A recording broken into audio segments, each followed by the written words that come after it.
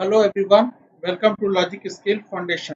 आज का हमारा टॉपिक है ट्रांसफार्मर और इसके टाइप्स। ट्रांसफार्मर क्या होता है? ट्रांसफार्मर हमारा किसी भी चीज को स्टेप अप करने के लिए, वोल्टेज बढ़ाने के लिए या कहीं से एक जगह से दूसरी जगह तक पावर ट्रांसफर करने के लिए इस्तेमाल किया जाता है। उसके बारे में हम लोग जानते हैं। ट्रांसफार्मर एक स्टैटिक डिवाइस है ना। ये ट्रांसफर क्या करता है? इलेक्ट्रिकल एनर्जी को कोई भी एक पार्ट हो, है ना, या एक सर्किट से दूसरे सर्किट तक पहुंचाने के लिए विदाउट चेंजिंग द फ्रीक्वेंसी, उसके फ्रीक्वेंसी में बिना कोई चेंज किए हुए एक सर्किट से दूसरे सर्किट तक इलेक्ट्रिकल एनर्जी को ट्रांसफर करने के लिए मदद करता है। ये किस किस लॉ पे काम करता है? Michael Faraday's law of electromagnetic mutual induction पे काम करता है ना।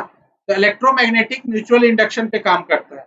यहाँ पे फिगर में जैसे हम लोग देख सकते हैं, ये पावर जनरेटिंग स्टेशन है ना। जैसे कि हम लोग का डैम होता है या कोल को जला के हम पावर जनरेट कर रहे हैं या विंड एनर्जी की वजह से हम पावर जनरेट कर रहे हैं, है ना। ग्रीन कलर आपका डिस्ट्रीब्यूशन का होता है, ब्लैक कलर जनरेशन का है ना, और रेड कलर में वो जनरेटर ट्रांसफार्मर का यहाँ पे दिखाया गया है ना। तो यहाँ पे पावर जनरेट हुआ, उसके बाद स्टेप अप ट्रांसफार्मर से उसके वोल्टेज को काफी हाई किया जाता है, क्योंकि उसे एक लंबी दूरी तय करना रहता है ना। अगर उसके वोल्टेज को बहुत हाई कर देंगे तब वो एक वोल्टेज एक अच्छी खासी लंबी दूरी को तय कर सकता है। उसके बाद सब स्टेशन में आता है, वहां पे स्टेप अप ट्रांसफार्मर लगा हुआ रहता है जो उसके वोल्टेज को कम करता है।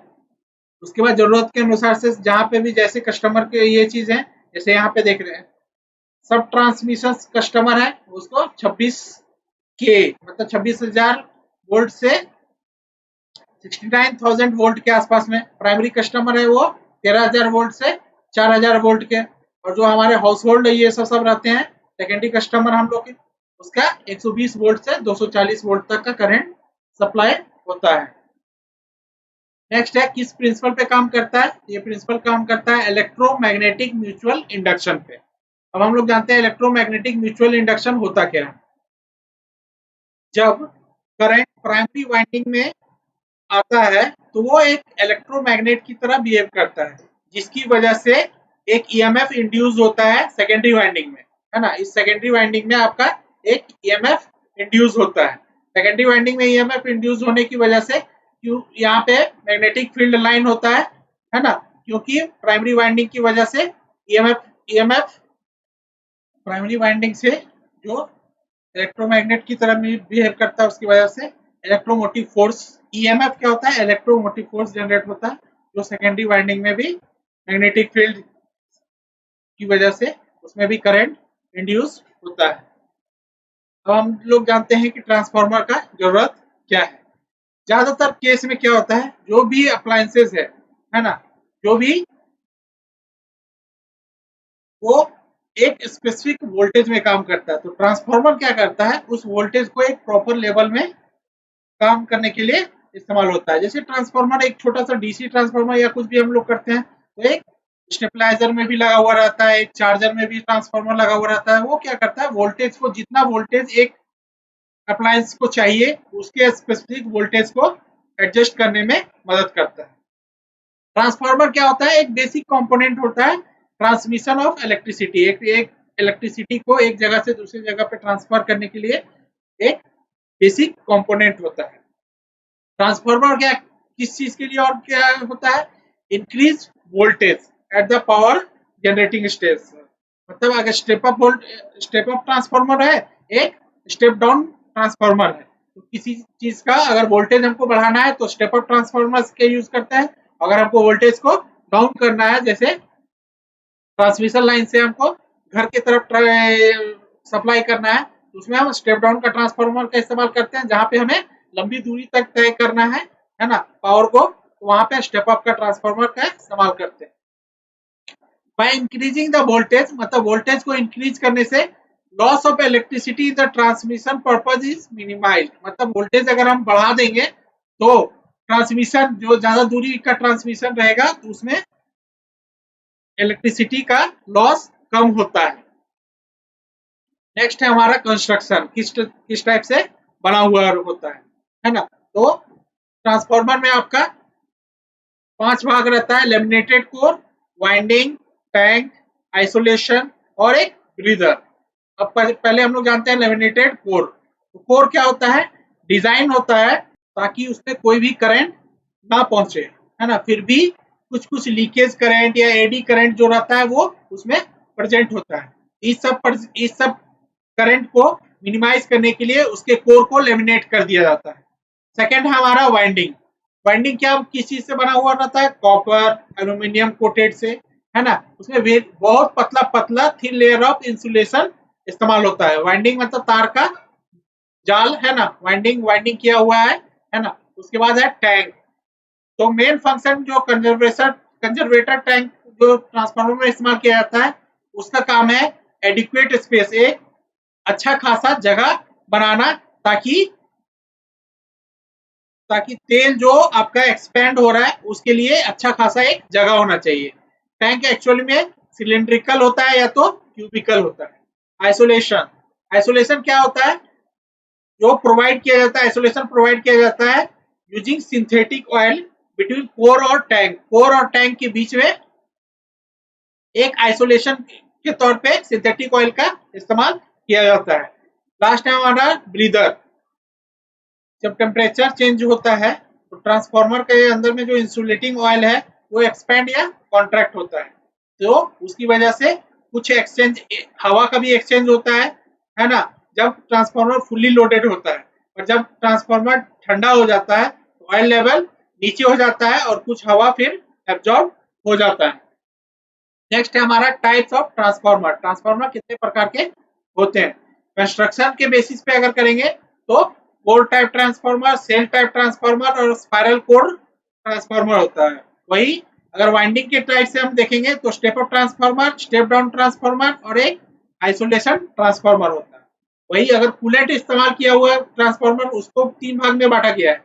ऑयल फील्ड सेल्फ कूलिंग, मतलब ऑयल भरा हुआ और सेल्फ कूलिंग है। ऑयल फील्ड वाटर कूलिंग, पानी के द्वारा ऑयल भरा हुआ है पर पानी के द्वारा भी ठंडा होता है। एयर ब्लास्ट, जो हवा के ब्लास्ट से ठंडा होता है। नेक्स्ट है हमारा बेसिस ऑफ कंस्ट्रक्शन। किस किस टाइप से कंस्ट्रक्शन किया हुआ रहता है? पहला है कोर टाइप ट्रांसफार्मर, है ना। कोर टाइप ट्रांसफार्मर है, इसमें जैसे कि देख रहे हैं आपका 2 लिम्ब है ना। वाइंडिंग दोनों लिम्ब में किया जाता है, यहाँ पे और यहाँ पे, है ना। सेल टाइप ट्रांसफार्मर, है ना, इसमें वाइंडिंग में अलग अलग है। मोटा तार इस्तेमाल होता है तो कम वाइंडिंग होता है, अगर पतला तार इस्तेमाल होता है तो ज्यादा वाइंडिंग इस्तेमाल होता है। इसके बारे में स्टेप अप और स्टेप डाउन ट्रांसफार्मर में बढ़िया से समझेंगे। सेल टाइप ट्रांसफार्मर, इसमें क्या होता है? 3 लिम्ब होता है, जैसे कि आप यहाँ पे देख रहे हैं, 1 2 3, है ना। तो 2 वाइंडिंग जो रहता है, जो वाइंड किया हुआ था सेंट्रल लिम्ब में, है ना, एक एक के ऊपर एक इस टाइप से रहता है ना। स्पाइरल कोर ट्रांसफार्मर, इसमें क्या होता है? कोर जो बनता है वो चक्के की आकार का बनता है और उसमें जो वाइंडिंग रहता है वो स्पोक्स की तरह काम करता है। चक्के में जैसे स्पोक्स होता है ना, वो वाइंडिंग का जो वाइंडिंग जो वुंडेड रहता है स्पोक लाइक स्ट्रक्चर में ये रहता है, मतलब वाइंडिंग किया हुआ रहता है, वो स्पोक के चक्के के स्पोक की तरह काम दिखता है। नेक्स्ट है हमारा वाइंडिंग्स के बारे में ज्यादा बढ़िया से हम लोग जानते हैं। पहले देखते हैं स्टेप अप ट्रांसफार्मर। तो उसमें क्या होता है? प्राइमरी साइड में जो वाइंडिंग होता है वो लेस होता है सेकेंडरी वाइंडिंग के कंपैरिजन में, है ना। यहाँ पे जैसे देख रहे हैं प्राइमरी वाइंडिंग में कम वाइंडिंग है ना, लेस नंबर है, और सेकेंडरी वाइंडिंग में ज्यादा है। वहीं स्टेप डाउन ट्रांसफार्मर में क्या होता है? Number of winding on primary side में ज्यादा वाइंडिंग रहता है और सेकेंडरी साइड में कम वाइंडिंग रहता है। जैसा कि यहाँ पे हम लोग देख रहे हैं, है ना, अगर यहाँ पे हमको वोल्टेज को स्टेप अप है, वोल्टेज को बढ़ाना है ना, 110 120 वोल्टेज है, उसको 220 और 240 वोल्ट बनाना है, तो स्टेप अप का ट्रांसफार्मर का इस्तेमाल करते हैं। वही 220 और 240 वोल्ट है, उसको हमको कम करना है 110 वोल्ट 120 वोल्ट, तो स्टेप डाउन ट्रांसफार्मर का इस्तेमाल करते हैं। नेक्स्ट है हमारा आइसोलेशन ट्रांसफार्मर। इसमें जो होता है नंबर ऑफ वाइंडिंग और प्राइमरी साइड और सेकेंडरी साइड दोनों एक बराबर होता है, एक बराबर होता है मतलब एक बराबर होता है, जितना वाइंडिंग आपका प्राइमरी साइड में है उतना ही आपका सेकेंडरी साइड में भी रहता है। अब टर्न्स रेशियो उसमें हम निकालेंगे number of winding in secondary divided by number of winding in primary. तो इसके ये कितना होगा, इसके बराबर क्या होगा, voltage in secondary divided by voltage in primary, मतलब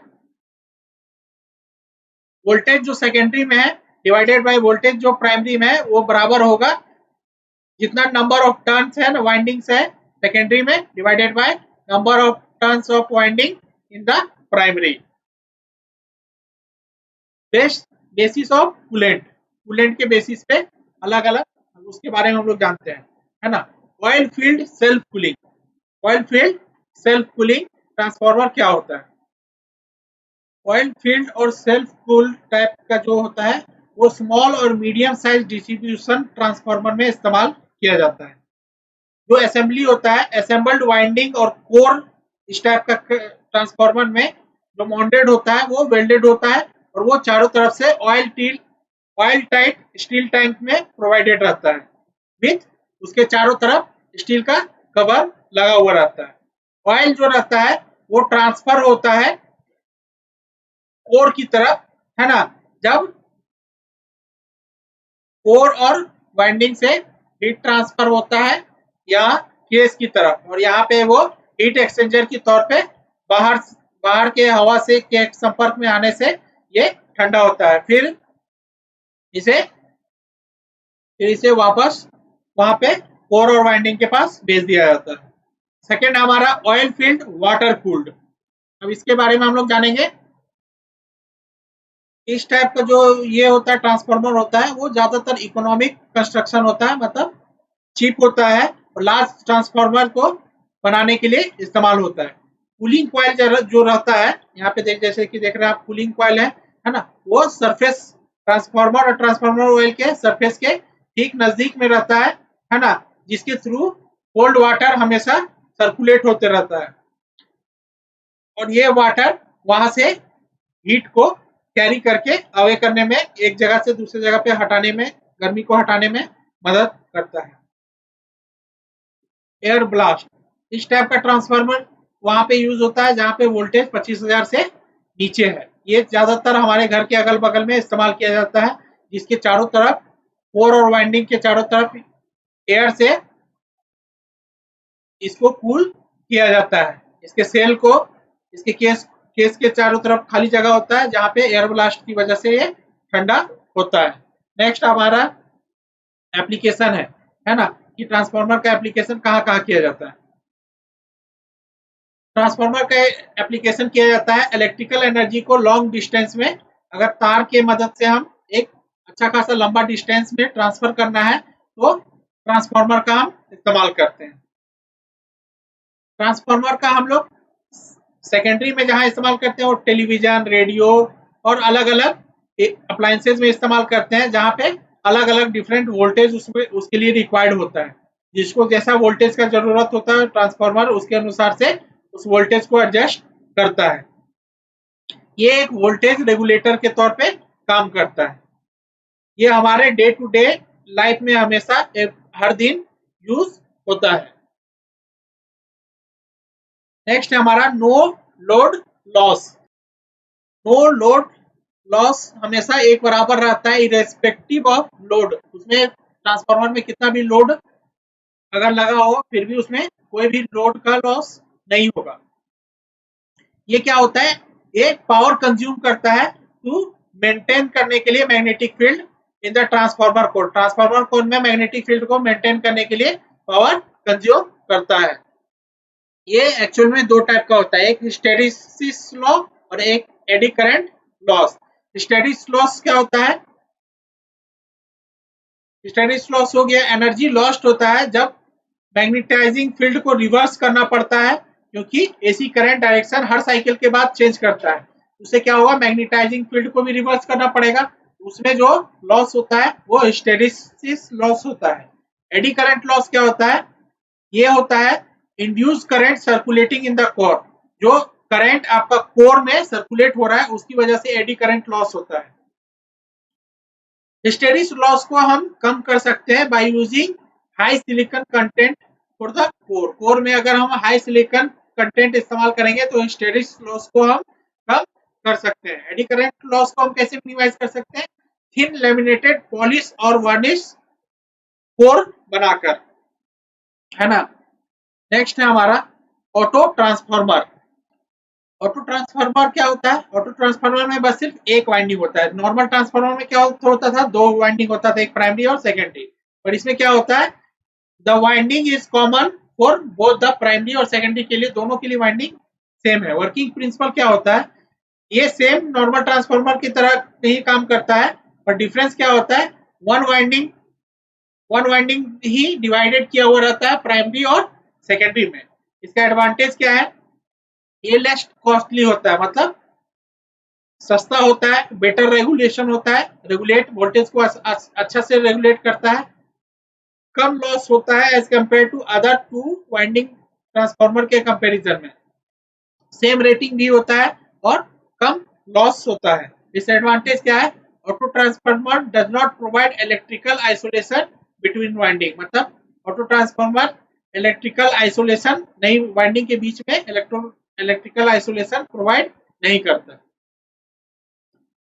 secondary winding is not insulated from primary winding, मतलब सेकेंडरी वाइंडिंग प्राइमरी वाइंडिंग की के तुलना में इंसुलेटेड नहीं होता है।